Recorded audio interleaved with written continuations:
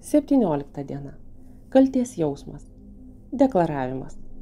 Kaltės jausmas būtinai sukuria bausmės scenarijų, beje, be jūsų sąmonės žinios. Žmogus šabloniškai suvokia pasaulį. Už nusižengimą turi būti baudžiama. Kai tik pastebite bent mažiausią kaltės jausmo apraišką, tučtuojau atsikratykite šių šiukšlių, kad negadintumėte savo gyvenimo. Gyvenkite pagal savo kredo ir nebus jokios kaltės. Niekas neišdrys jūsų teisti, jei nelaikote savęs kaltu. Atsikratę kaltės jausmo, jūs niekada nepakliūsite į situaciją, kai kažkas grasina jums smurtu. Nėra kaltės ir bausmės nebus.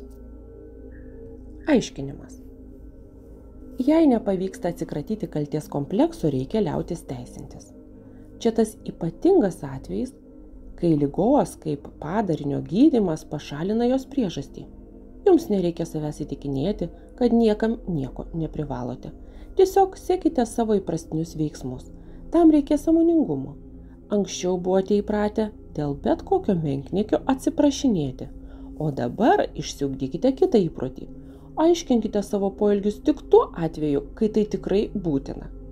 Nereikia savęs įtikinėti, kad jūs niekam nieko neskolingi. Tegul skolos jausmas net ir lieka, bet išoriškai šito neturite rodyti. Manipuliuotojai, negaudami iš jūsų ankstesnės naudos, palaipsniui atstos.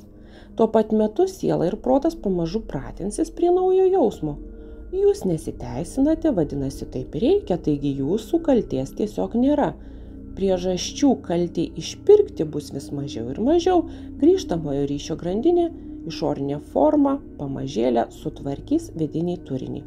Kaltės jausmas išnyks, o po jo ir atitinkamos problemos.